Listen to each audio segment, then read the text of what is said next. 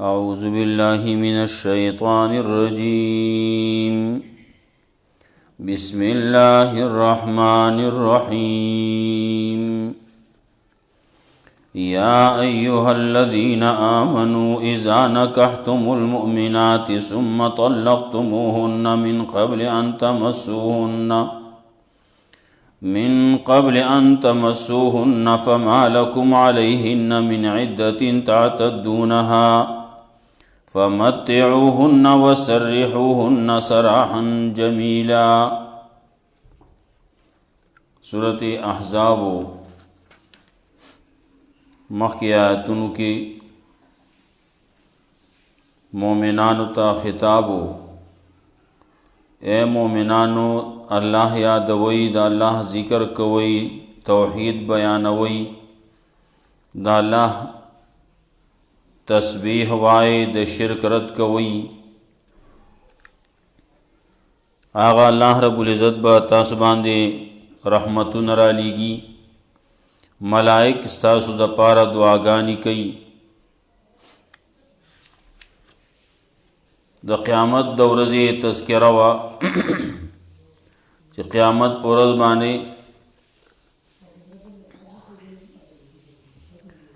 اللہ رب العزت سرا دے خلقو ملاقات چی کی گی، نو پدا سے حال کی وئی چی دا اللہ دا طرفنا دا ملائکو دا طرفنا سلام سلام بئی. دا رسول اللہ صلی اللہ علیہ وسلم تم خطابو چی منگا تو بیان کون کے لے گلے، زیر اور کون کے لے گلے، یر اور کون کے لے گلے، داعی اللہ طرف تا لے گلے چی تبا اللہ طرف تا خلق را بلی، مسئلہ دا توحید با بیانے، رد دا شرک بکے، چاچی امن اللہ اغیل زیرے، چاچی انمن اللہ اغیل پارا ترہیب. منافقانو کافرانو خبر واچی دی تابیداری چتاونکے دا دی خبرون منے دی کا تکلیفون درکئی نو پرید اللہ تسپارا. وس دی زینا تذکرہ کئی دا دی چی خطاب دے مومنانو مسلمانانو تا چی کل تاسو نکاو کئی او دا ملاقات نا مخ کی طلاق ور کئی، نو پدے کے دو خبری دی. یو مہر بیا مقرر کرے شوے یا بنی مقرر کرے شوے. که مہر مقرر کرے شوی نو بیا نیم مہر د ښځې حق کیږي، نو هغه وله ورکوي. مہر نه مقرر کړی شوی، نکاح شوی دی او مہر مقرر کړی شوی نه دی، نو بیا هغې دپاره متعه ده، جامه پیزار وغیرہ دادی دا به وله ورکوي او رخصت به یې کوي په ښکلې طریقې باندې. بیا بل خطاب دے رسول اللہ صلی اللہ علیہ وسلم تا چی ستا دا پارا منگا بیبیانی جائز کرلی. کم یوی جائز دی داغی تذکرہ کئی، کم قسم نہ جائز دی داغی تذکرہ برازی. قریشو کے چاغد رسول اللہ صلی اللہ علیہ وسلم خپل خاندان دے، داغینا که تصمرا کول شی نو تاتا اجازت تے. دویم ماما خیلی دا بنو زهرا داغی نه چې څومره کولی شي کول غواړې نو تا ته اجازت دی. رسول الله صلی الله علیه وسلم ته د دین د رسولو د پاره اجازت و چې څومره بیبیانې ودونه ته کولی شي کوا. رسول الله صلی الله علیه وسلم ابتدائی دور د خپل ځوانۍ دور هغه د یوې بیبي سره چې هغه کونډه وه د رسول الله صلی الله علیه وسلم نه عمر کې ډیره مشره وه. د رسول الله صلی الله علیه وسلم عمر د هغې د نکاح په وخت کې 25 کاله و او کله چې هغه وفات شوه دقه یوه بیبي وه نو د رسول الله صلی الله علیه وسلم عمر 50 کاله و. د هغې نه وروستو بیا یې چې نکاح کړلی نو سودا رضی الله تعالی عنها سره نکاح کړلی د رسول الله صلی الله علیه وسلم عمر هغه وخت کې 50 کاله و. سودا رضی الله تعالی عنها هم بوډۍ وه مشره زنانه وه. دې لپاره چې کور کې وړي دي جنکۍ دا سنبال کی. بل نکاح د رسول الله صلی الله علیه وسلم سن 2 هجری کې د عائشہ صدیقہ رضی الله تعالی عنها سره شوی و. په هغه وخت کې د رسول الله صلی الله علیه وسلم عمر 54 یا 55 کاله و.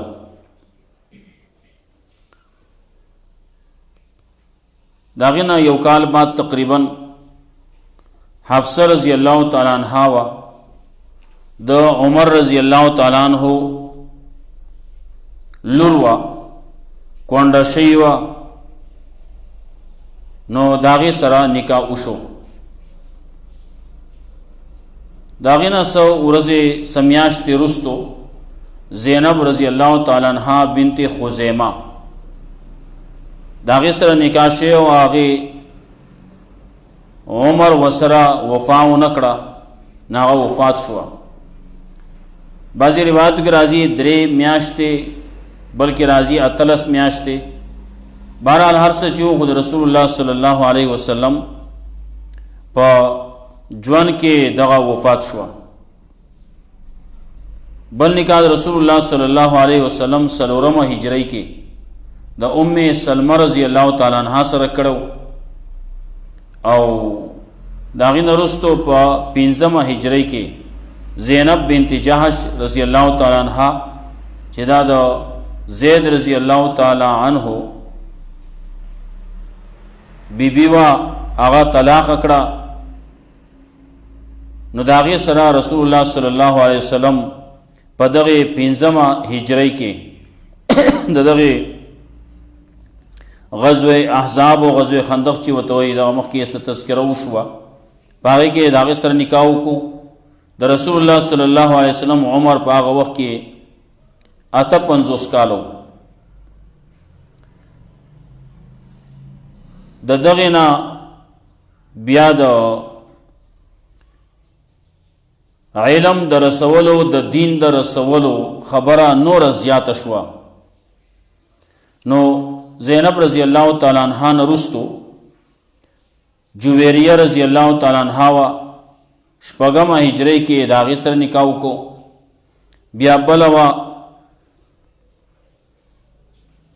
7 هجرۍ کې ام حبیبه رضی الله تعالی عنها د هغې نه وروستو صفیه رضی الله تعالی عنها او د هغې نه وروستو میمونه رضی الله تعالی عنها د هغې سره نکاحونه وشو. دا ټول تقریبا دا 3 واړه په سن 7 هجرۍ کې شي دي چې د رسول الله صلی الله علیه وسلم عمر په دغه وخت کې تقریبا 60 کاله او 62 کالو په عمر کې رسول الله صلی الله علیه وسلم 63 کالو په عمر کې وفات شو. نو 63 کاله عمر د وروستو آخرنی کلونه د دې بیبیانې زیاتې شي دي او کله چې د دې سره نکاحونه وشو نو په دې کې دین ته هم ډېر زیاته فایده میلاو شوه.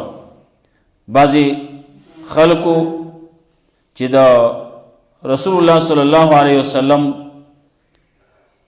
د هغې په خپلولۍ کې راغی نو ایمان طرف ته د هغې رغبت پیدا شو. نو رسول الله صلی الله علیه وسلم دا نکاحونه په دې طریقې باندې د عمر په آخري موقعو کې یا 500 کالو نه وروستو رسول الله صلی الله علیه وسلم یو نکاح کړلی خدیجه رضی الله تعالی عنها د وفات نه وروستو، او بیا د هجرت نه 2 کاله وروستو په 2م کال باندې د عایشه رضی الله تعالی عنها سره نکاح شوی دی. نو کم چې د ځوانۍ عمر یې هغه خو تیر شوی دی. دا وروستو عمر دا د دین د رسولو خبره وه پکې په هغې کې چې خلکو ته دین ورسي. عایشه رضی الله تعالی عنها د هغې چې کوم روایات دي نو 2210 تقریبا احادیث د عائشہ رضی الله تعالی عنها نه نقل دي. د باره کې راځي 200 شاګردان دي د دې خلک براتلو بهر به تپوسونه به کول د مسلو او هغه مسلې به هغې دپاره عائشہ رضی الله تعالی عنها حل کولی. په دې ټولو بیبیانو کې یوازې عائشہ رضی الله تعالی عنها وه چې دا مخکې واده شوې نه وه. نور څومره چې وې دا ټولې کونډې وې، ډېر عمر واله وې. نو عائشہ رضی الله تعالی عنها د عمر په لحاظ سره عمر کمو ذهن تیزو نو خبرې مسلې ډېرې زده کړې او ډېر خیر ته الله خور کو. نورې دي هغې هم احادیث ته نقل دي، لیکن د عائشہ رضی الله تعالی عنها په شانته احادیث چې هغه زرګاو په تعداد کې دي 2000 او 200 وي لس لپاسه. نو دومره احادیث دي د نور نه اچانک 200 نقل دي اچانک 100 نو کله چې یو زنانۍ هغه خو اسیم د ذهن په لحاظ سره عام طور باندې کمزوري او کله چې بیا عمر ډیر شي نو بیا خو تیار سیریږي. عائشہ رضی الله تعالی عنها ځوانۍ په دور کې وه نو د هغې احادیث بیا ډېر زیات دي. نو دلته کې د رسول الله صلی الله علیه وسلم د نکاحونو تذکره کوي د چا نه کم قسم کې ته کولی شي. نو الله رب العزت وی یا ایها الذین آمنوا اذا نکحتم المؤمنات، اے مومنانو کله چې تاسو نکاح وکړئ د مؤمنانو ښځو سره ثم طلقتموهن بیا طلاق ورکړئ تاسو هغې له من قبل ان تمسوهن مخکې د هغې سره د ملاقات نه مخکې د هغې سره د میلاوېدو نه فما لکم علیهن من عدة تعتدونها نو نشته تاسو باندې د هغې په وجه باندې څه عدت چې تاسو شماروئ هغې لره څه عدت اوس په هغې باندې نشتي ولې چې نزدېکت نه دی شوی ملاقات نه دی شوی یوازېوالی نه دی شوی نو بیا پې عدت هم نشتی. فمتعوهن نو سامان ورکوئ هغې له وسرحوهن سراحا جمیلا او رخصت کوئ هغې لره په رخصتولو ښایستو سره. یا ایها النبی انا احللنا لك ازواجك اللاتي آتيت اجورهن، خطاب دے پیغمبر صلی اللہ علیہ وسلم تا اے پیغمبر یقینا جائز کړل موږ ستا دپاره بیبیانې ستا هغه چې تا ورکړلې هغې له مهرونه د هغې وما ملکت یمینک او هغه چې مالکان دي ستا ښي لاس مما افاء الله علیک هغه چې الله درکړلي تعالی انعام کې درکړلی مالفه کې درکړلی غنیمت کې راغلی و بنات عمک نو دا ستا پر جایز دي. و بنات عمک او ستا د تر لوڼه، و بنات عماتک او ستا د ترور لوڼه، و بنات خالک او ستا د ماما لوڼه، و بنات خالاتک او ستا د ترور لوڼه. ستا ترور دا ترورانی دي داغي لوڼه دي، نه یو طرف ته تر دی بل طرف ته ترور دا، بیا ماما دی او ترور دا. ماما کې وی یو قریش دی او یو بنو زهره دی، یو خپل خاندان دی او یو ماما خیلی دا. و بنات خالاتک اللاتی هاجرن معک، په دې ټولو کې شرط بدای چې هجرت به کړی ستا سره. هجرت به کړی نو ال جایز دی، هجرت نه کړی نو هغه سره نکاح جایز نه دی. و امرأة مؤمنة بلا هغه خزا چې هغه مؤمنه یو وهبت نفسها چې وربخي خپل ځان پیغمبر ته للنبي. ان وهبت نفسها للنبي کله چې وربخي خپل ځان پیغمبر ته ان اراد النبي ينكحها يستنكحها کله چې اراده کوي پیغمبر صلی الله علیه وسلم چې نکاح دیو کې داغه سره خالصه لك من دون المؤمنين. دا حکم دا خبر خاص د ستاره لپاره بغیر د نور مؤمنانو نه.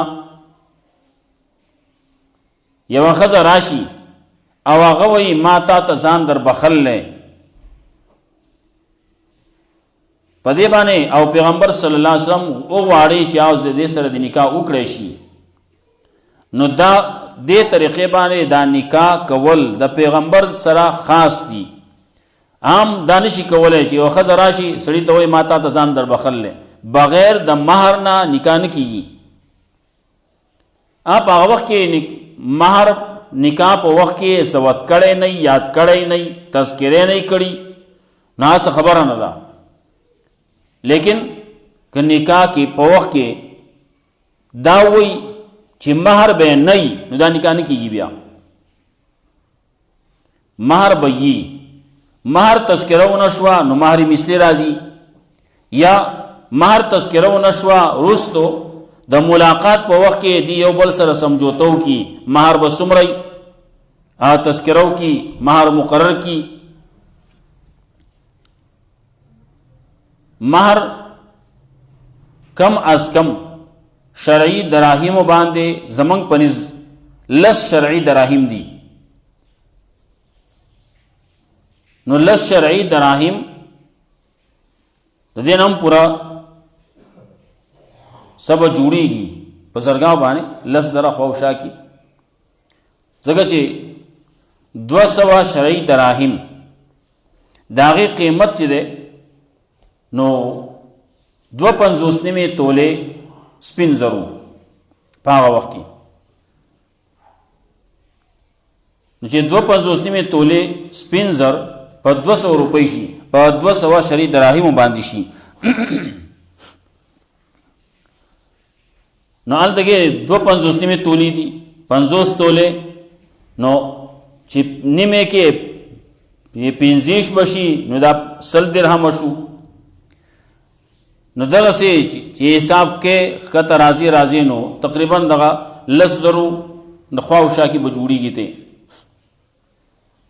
په دې دور کې مخکې یو دور داسو چې پای کې قیمتونه ډېر کم نه کې 1500 روپۍ او 1000 روپۍ او 2000 روپۍ د سیم بعضې ځایونو کې عام طور باندې په کراچۍ کې دغه مہر به خوده کېدو. مہر به سمري 1500 روپۍ، مہر به سمري 2000 روپۍ. ډېر کم به کې داسې و چې هغه به زرګاو ته وغوښتو، نور د زرو نه کم به یو دور داسې او بعضې به کې 1000 او 2000 روپۍ به.